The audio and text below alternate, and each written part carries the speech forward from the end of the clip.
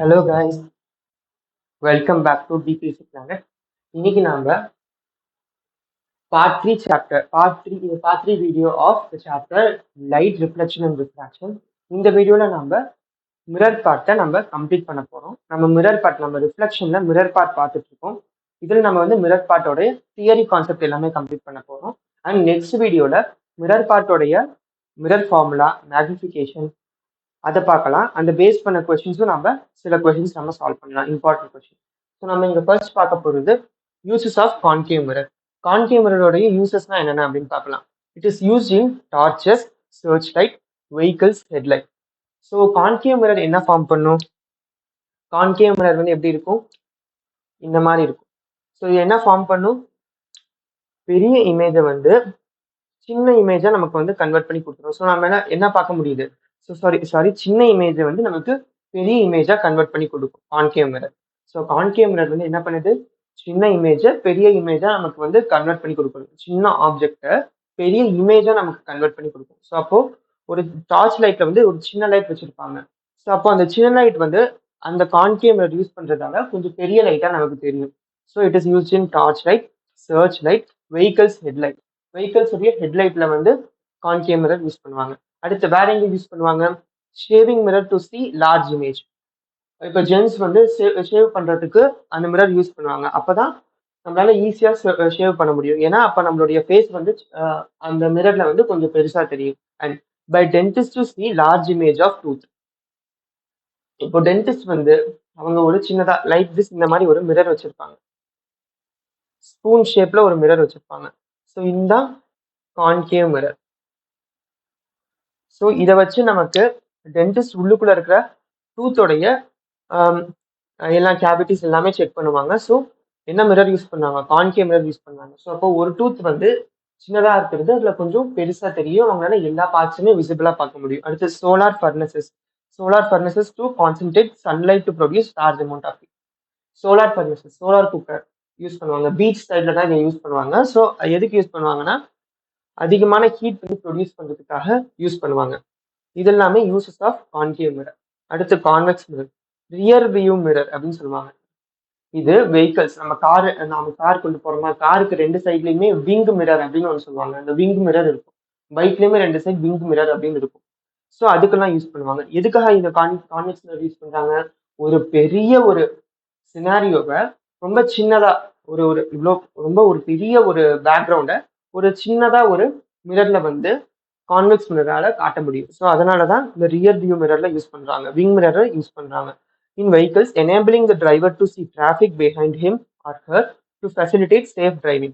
நம்ம பின்னாடி இருக்கிற அந்த டிராஃபிக்கை பார்க்கறதுக்காக நம்மளுடைய வெஹிக்கிள்ஸோடைய ரெண்டு side, 2 wheeler side or 4 wheeler side ரெண்டுலையுமே நம்ம இந்த மிரர் யூஸ் பண்றோம். ஸோ அப்பதான் நம்மளால சேஃபா டிராவல் பண்ண முடியும். அடுத்து because they always form erect through diminished image and have wider field of use. என்ன அர்த்தம்? இதை வந்து என்ன டைப் ஆஃப் இமேஜ் ஃபார்ம் ஆகும்? எரெக்ட். பின்னாடி என்ன ஸ்ட்ரெயிட்டா இருக்கா, இதுலயும் ஸ்ட்ரெயிட்டா தான் ஃபார்ம் ஆகும். இந்த ஸ்ட்ரெயிட்டா இருந்து தலைகீழா ஃபார்ம் ஆகுது. தலைகீழா இன்வெர்டட். இங்க எரெக்ட் அப்படின்னா ஸ்ட்ரெயிட்டா இருக்கிற ஒரு இமேஜ் வந்து ஃபார்ம் ஆகும். அண்ட் த்ரூ டிமினிஸ்ட் இமேஜ், ஒரு பெரிய ஒரு சினாரியோவையே ஒரு சின்ன மிரர்ல வந்து இது காட்டிடும். ஸோ டிமினிஸ்ட் சின்னதா பண்ணி காட்டும். And have wider field of view. So சுத்தி இருக்கிறது எல்லாத்தையுமே அந்த டிரைவராலேயே பார்க்க முடியும். It enables the driver to view much larger area than would be possible with a plane mirror. So plane mirror விட கான்வெக்ஸ் மிரர் யூஸ் பண்ணா நமக்கு அதிகமான ஒரு லார்ஜரான ஒரு ஃபீல்ட் ஏரியா நம்மளால பார்க்க முடியும் நம்ம டிரைவ் பண்ணிட்டு இருக்கும் போது. ஸோ அதுதான் convex மிரருடைய uses.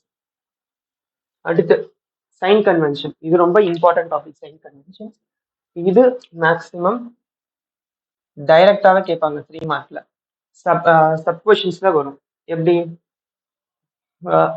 For example 24ல 3 mark 5 mark இருக்கு அப்படின்னா ஏ பின்னு கொடுத்து ஏல வந்து சைன் கன்வென்ஷன்ஸ் 3 மார்க்ல கேட்பாங்க. பில ஏதோ ஒரு நியூமரிக்கல் ப்ராப்ளம்ஸ் கேட்பாங்க. ஸோ இந்த மாதிரி கேட்பாங்க. சைன் கன்வென்ஷன்ஸ் பார்க்கலாம். ஒரு மிரருக்கு எப்படியெல்லாம் சைன் கன்வென்ஷன்ஸ் பார்க்கணும்? இந்த சைன் கன்வென்ஷன்ஸ் லென்ஸுக்கும் அப்ளை ஆகும். The object is always placed to the left of the mirror. இதுதான் ஒரு மிரர் அப்படின்னா எப்பயுமே நம்ம என்ன கன்சிடர் பண்ணணும்? ஆப்ஜெக்டை வந்து லெஃப்ட் சைட்ல தான் பிளேஸ் பண்றோம் அப்படிங்கிறத நம்ம கன்சிடர் பண்ணணும். இங்க தானே ஆப்ஜெக்ட் இருக்கு. ஸோ ஆப்ஜெக்ட் வந்து லெஃப்ட் சைட். இது ரைட் சைட், இது லெஃப்ட் சைடு. நம்ம லெஃப்ட் சைடு ஆஃப் த மிரருக்கு தான் நம்ம ஆப்ஜெக்ட் வந்து பிளேஸ் பண்றோம். அது first point. All distances are measured from mirrors pole. இந்த போல்ல இருந்து தான் நம்ம எல்லா டிஸ்டன்ஸையுமே மெஷர் பண்ணணும். ஓகேவா? இங்க இருந்தா நம்ம இப்போ ஆப்ஜெக்டோட டிஸ்டன்ஸ் வந்து இங்க இருக்கு. இங்க பாருங்க, இந்த ஆப்ஜெக்டோட டிஸ்டன்ஸ் வந்து இங்க இருக்கு.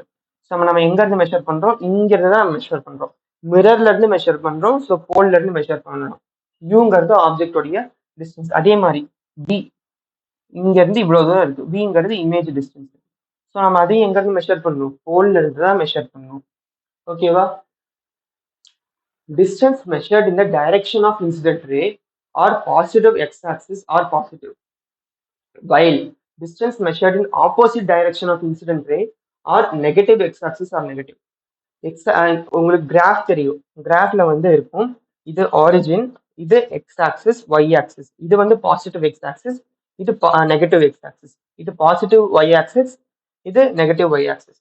இப்போ ஃபார் எக்ஸாம்பிள் நம்ம இன்சிடென்ட் ரே வந்து இப்படி வருதுன்னு பாருங்க. இதுதான் இன்சிடென்ட் ரே, இது டைரக்ஷன் ஆஃப் இன்சிடென்ட் ரே. இந்த இன்சிடென்ட் ரே டைரக்ஷன்ல நம்ம வந்து மெஷர் பண்றோம் அப்படின்னா அது பாசிட்டிவ்ல எடுத்துக்கணும். ஏன்? இது இப்படி போதா, அப்ப எக்ஸ் ஆக்சிஸ்ல இந்த இப்படி போகுது அப்படின்னா பாசிட்டிவ் எக்ஸ் ஆக்சிஸ்ல போகுது. ஸோ அப்போ நம்ம பாசிட்டிவ்ல எடுத்துக்கணும். ஒருவேளை இன்சிடென்ட் ரே இப்படி வருது, நம்ம இதுக்கு ஆப்போசிட்டா மெஷர் பண்றோம். ஆப்போசிட்டா எப்படி மெஷர் பண்ணுவோம்? இப்படி மெஷர் பண்ணுவோம். ஆப்போசிட் இன்சிடென்ட் ரே எப்படி வருதுன்னா இதுக்கு ஆப்போசிட்டா நம்ம இப்படி மெஷர் பண்ணுவோம். ஸோ அப்படி நம்ம ஆப்போசிட்டா மெஷர் பண்ணும்போது அதை நம்ம நெகட்டிவ்ல எடுத்துக்கணும். ஏன்? ஆப்போசிட்டானா இந்த பக்கம் வரும், நெகட்டிவ் எக்ஸ் ஆக்சிஸ் வரும். ஸோ அப்போ நெகட்டிவ்ல நம்ம எடுத்துக்கணும். அடுத்து இப்ப principal distance measured above principal axis, positive y axis or positive. Distance measured below principal axis or negative y axis or negative. என்ன சொல்ல வராங்க? இதுதான் மிரர் அப்படின்னா இதுதான் பிரின்சிபல் ஆக்சிஸ். இதுக்கு மேல நம்ம வந்து ஒரு ஆப்ஜெக்ட் வைக்கிறோம். இதை நம்ம எப்படி எடுத்துக்கணும்? இந்த ஆப்ஜெக்டோடைய ஹைட்டை பாசிட்டிவா எடுத்துக்கணும். ஒருவேளை இதுக்கு கீழே நம்ம வந்து ஒரு ஆப்ஜெக்ட் வைக்கிறோம், இந்த பிரின்சிபல் ஆக்சிஸ்க்கு கீழே, அப்போ இதை நம்ம என்னவா எடுத்துக்கணும்? நெகட்டிவா எடுத்துக்கணும். இங்க கீழே இருக்கிறத நம்ம நெகட்டிவா எடுத்துக்கணும். ஏன்?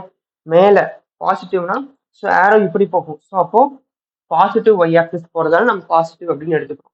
பிரின்சிபல் ஆக்சிஸ்க்கு கீழே ஆரோ வர்றதுனால இப்படி கீழே ஆரோ வரும். ஸோ அப்போ நெகட்டிவ் ஒய் ஆக்சிஸ் வருது. ஸோ அப்போ நம்ம வந்து நெகட்டிவ்ல எடுத்துக்கணும். ஸோ இதெல்லாம் தான் சைன் கன்வென்ஷன்ஸ். ஸோ நம்ம சைன் கன்வென்ஷன்ஸ் பார்த்துட்டோம் and uses of concave and convex பார்த்துட்டோம். ஸோ நம்ம நெக்ஸ்ட் வீடியோல எப்படி வந்து மிரர் பேஸ் பண்ண ப்ராப்ளம்ஸ் எப்படி சால்வ் பண்றது அண்ட் மிரர் ஃபார்முலானா என்ன, மேக்னிஃபிகேஷன்னா என்ன, ஸோ எல்லாத்தையுமே நம்ம வந்து நெக்ஸ்ட் வீடியோவில் நம்ம பார்க்க போகிறோம். ஸோ அது வரைக்கும் இந்த வீடியோ உங்களுக்கு பிடிச்சிருந்துச்சுன்னா லைக் பண்ணுங்க, ஷேர் பண்ணுங்க, மறக்காம என்னோட சேனல் சப்ஸ்கிரைப் பண்ணுங்க. ஸோ அந்த பெல் ஐக்கான் ப்ரெஸ் பண்ணீங்கன்னா என்னோட யூடியூப் சேனல்ல இருந்து உங்களுக்கு இன்ஸ்டன்ட் நோட்டிஃபிகேஷன் கிடைச்சிடும். ஸோ எப்போ நான் வீடியோ அப்லோட் பண்ணணும் அப்போல்லாம் உங்களுக்கு இன்ஸ்டன்ட் நோட்டிஃபிகேஷன் கிடைச்சிடும். ஸோ தேங்க்யூ ஃபார் வாட்சிங் திஸ் வீடியோ.